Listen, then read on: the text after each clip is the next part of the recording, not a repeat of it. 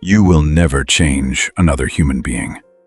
Not your mother, not your partner, not your closest friend, the one you've stood by for 10 years.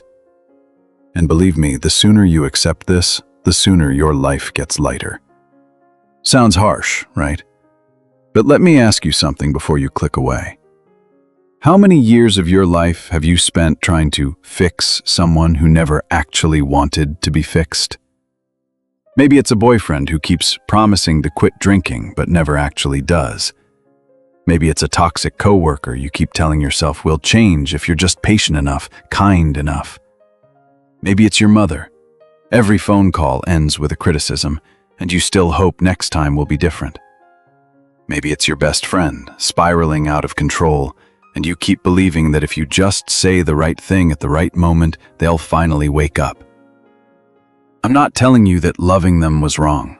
I'm telling you that you've been pouring an entire lifetime of energy into something that no one, not even the most powerful man in history, ever actually pulled off. Today we're talking about one of the hardest lessons in Stoic philosophy to swallow, and also one of the most freeing. This isn't a video about abandoning the people you love. This is a video about knowing exactly where to let go and exactly where to hold on tighter than ever. And by the end of this, you'll understand why Marcus Aurelius, the most powerful man in Rome, the ruler of nearly the entire civilized world at the time, still couldn't change his own son. And what he did instead is exactly what you need to hear right now. Before we get to the solution, we need to be honest about the cause. The human brain is wired to seek safety, and one of the fastest ways to feel safe is to control your environment, including the people in your life. When someone behaves in a way you can't predict or control, your brain sounds the alarm, and your first instinct is fix it, control it, make it predictable again. But underneath that survival instinct, there are three deeper drivers pushing us to fix other people, and most of the time, we don't even see them. Driver number one, a misunderstanding of love. We grow up believing that if we love someone hard enough, long enough, patiently enough, they'll change. That's the plot of half the movies Hollywood has ever made. The good girl reforms the bad boy. The patient wife finally helps her husband kick the habit. We're taught that love is a kind of magic capable of rebuilding a person from the inside out. But that's fiction. In real life, love cannot change anyone who doesn't want to change. Love can create the conditions. It cannot make the decision for them. Driver number two, fear of loss. More often than we admit, trying to fix someone isn't coming from pure love, it's coming from fear. Fear that if they don't change, they'll leave, or you'll have to leave them. So you turn yourself into an endless repair project just to avoid facing the loss you're terrified of. Driver number three, and this one's the hardest to admit, ego. There's a very comfortable feeling in being someone's savior, in being the one who's right, the one who's wise, the one who knows what's good for them better than they do. We don't always see it, but sometimes trying to fix someone isn't really about them at all. It's because it makes us feel valuable, powerful, important in someone else's story. Look at how familiar this is in modern American life. A father pushing his son toward med school because he's convinced he knows the better path, while his son dreams of art school. A wife constantly correcting and controlling her husband's spending habits, convinced that enough persistence will finally make him a saver. A manager spending months trying to retrain an employee who clearly doesn't fit the company culture, believing everyone can change with the right coaching. And what's the price for all that effort? Quiet, creeping mental exhaustion. Resentment that builds silently day after day. And worse than either of those, slowly losing yourself in the process of trying to save someone who never asked to be saved.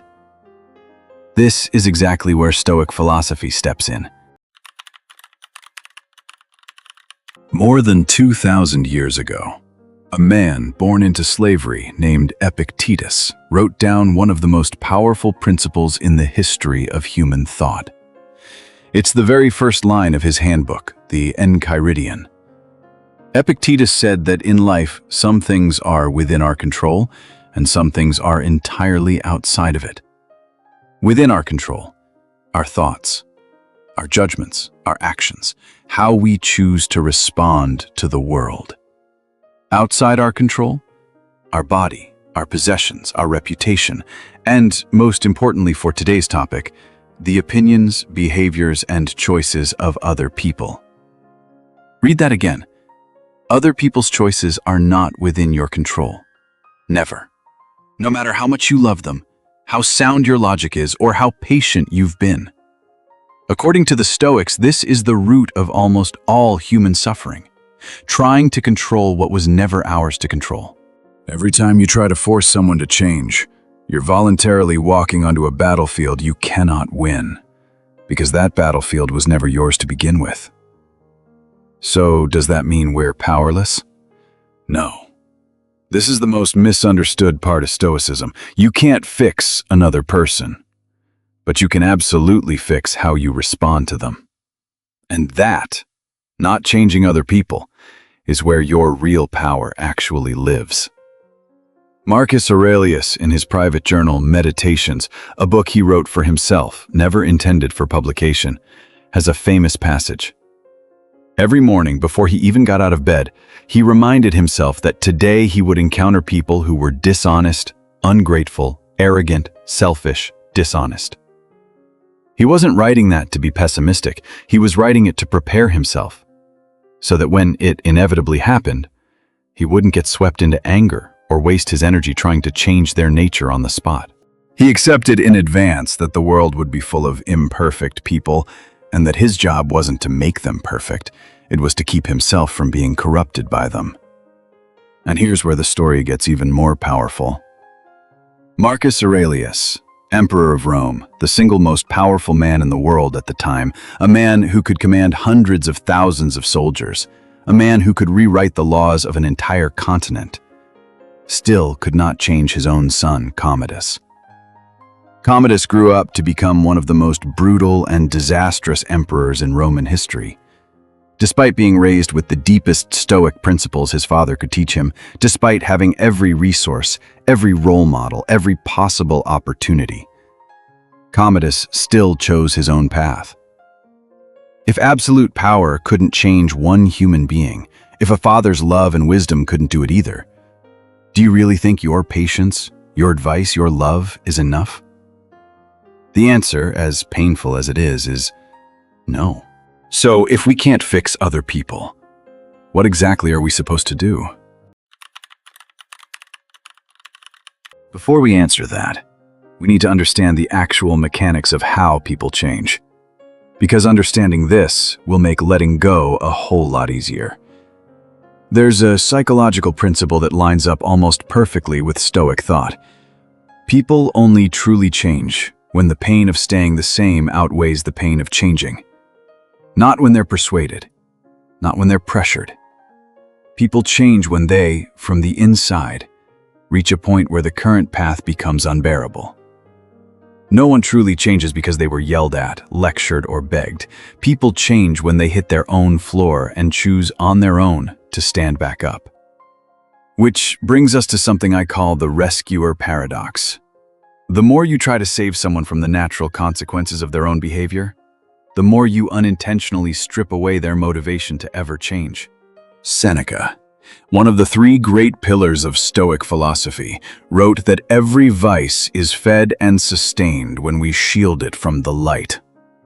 When you keep cleaning up someone's mess, you're not helping them.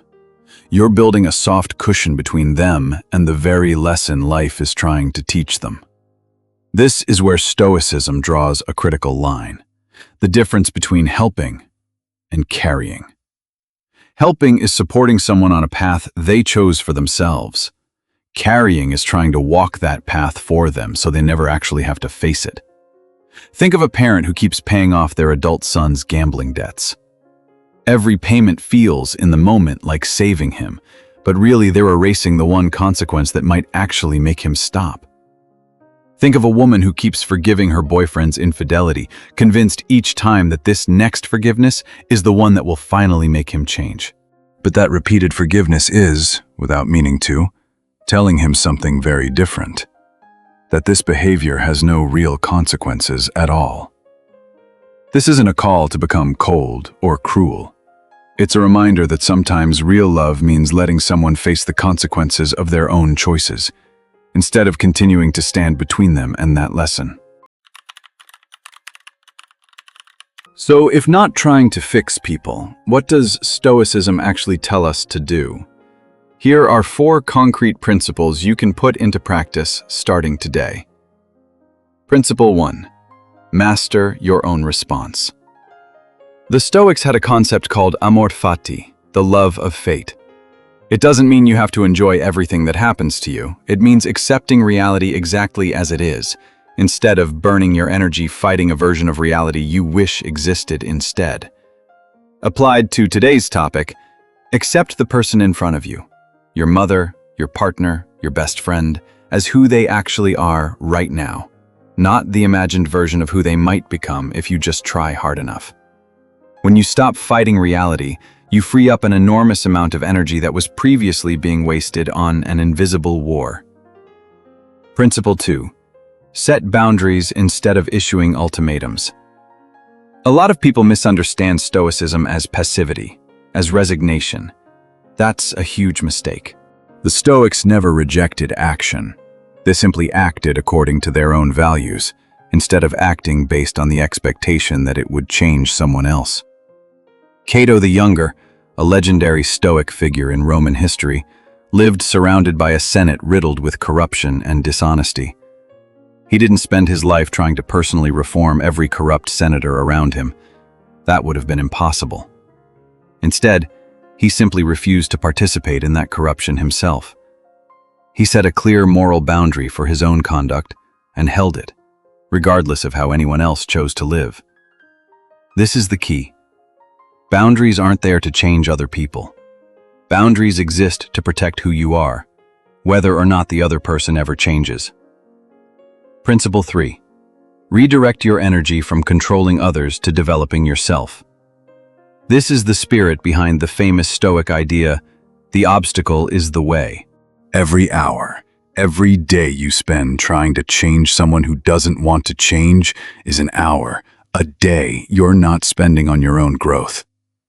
When you stop pouring energy into a battle you cannot win, you free up a massive reserve to invest in your career, your health, your other relationships, and your own inner peace. Principle 4. And this is the hardest one to accept. Walking away can be a moral act. Seneca stressed how important it is to carefully choose the people we surround ourselves with, because, as he wrote, we gradually become the people we spend the most time around. If staying close to someone consistently drags you down, drains you, and rejects every attempt at change, walking away isn't selfish. It's an act of protecting your own mental health and integrity. That doesn't mean you have to cut off every difficult relationship in your life, but it does mean you don't owe anyone, not even the people you love most, your entire life spent trying to repair them. Let me tell you a story. There was a woman, let's call her Sarah, who spent 10 years of her life trying to change her alcoholic husband. She read every book on addiction she could find. She sat through every marriage counseling session. She tried everything. Gentle persuasion, stern warnings, silent endurance, and back to persuasion again. Every time he promised to change, she believed him. Every time he broke that promise, she told herself she just hadn't been patient enough, hadn't loved him enough, hadn't found the right approach yet. After 10 years, Sarah was so exhausted she barely recognized herself in the mirror anymore. She had poured her entire reserve of mental and emotional energy, the kind that should have gone toward her career, her friendships, her own health, into a project she never actually had the power to control. The turning point came when she stumbled across Epictetus's principle of the dichotomy of control. For the first time, she realized, She had never actually had the power to make her husband stop drinking. The only power she had ever held was in how she responded and in the boundaries she chose to set for her own life. She didn't leave him right away, but she stopped covering up the consequences of his behavior. She stopped calling his boss to apologize when he missed work because he was too drunk to show up. She set a clear boundary. If he drank in the house, she would leave that night. Not as a punishment designed to force him to change, but as a way to protect her own peace. For the first few months, nothing changed in her husband. But something changed completely in Sarah. She started sleeping better. She went back to the gym. She reconnected with old friendships she'd neglected for years. She stopped living in a constant state of waiting for a miracle that might never come. Eventually, after about a year, her husband, not because Sarah had finally convinced him, but because he himself reached a point where he could no longer bear the consequences of his own choices, voluntarily checked himself into a recovery program. No one can say for certain whether that would have happened if Sarah hadn't changed her approach. But one thing is certain. Whatever real change occurred, it came from inside him, not from 10 years of effort on the outside from her. And even if he had never changed, Sarah still would have found herself again. That's the real reward of Stoicism. Not a guarantee that the other person changes, but a guarantee that you don't lose yourself while you're waiting for it. At this point, you might be asking, is Stoicism telling us to abandon the people we love? Is it telling us to become cold, indifferent to other people's pain? No, not even close. There's a critical difference between releasing the expectation of control and withdrawing your love and care. You can absolutely continue to love someone deeply, continue to care about their well-being, continue to show up for them when they need you, while also letting go of the illusion that you have the power to force them to change. Those two things aren't contradictions. That distinction is exactly what Stoic maturity looks like. What about kids then? Shouldn't parents guide and discipline their children? This is where the distinction matters most. There's a real difference between guiding a child who is still dependent, still in the process of forming who they are, and trying to force change onto a fully grown adult who already holds complete authority over their own life. Parents have a responsibility to raise and guide their children while they're young. But once someone reaches adulthood, whether it's your child, your partner, or your friend, the right to choose their own life belongs to them, not to you, no matter how much you love them. Let me boil everything we've talked about down into a single principle. The one thing I hope you carry with you after this video. You are not responsible for changing other people. You are only responsible for who you become while you're around them. Before we wrap up, I want to leave you with a small Stoic exercise you can do today. Think of someone you're currently trying to change. Maybe it's the same person who came to mind at the very start of this video. Write their name down. Then ask yourself one question and only one. In this entire situation, what is actually within my control? Not their behavior, not their decisions, not whether they ever change at all. Only this. Your response, your boundaries, where you choose to spend your energy. If this video hit something in you, I want to hear your story. Who's the person you've been trying to change? And what's made it so hard to let go? Drop it in the comments below. I promise you, a lot of people watching this are carrying the exact same story, and sometimes just knowing you're not alone in it is a relief in itself. And before you go, remember this. Something even Marcus Aurelius, the most powerful man of his entire era, learned only after a lifetime of ruling an empire. Real power was never about controlling other people. Real power is refusing to let other people control your peace. If you want more Stoic wisdom applied directly to modern life, to work, to love, to family, hit subscribe, and I'll see you in the next one.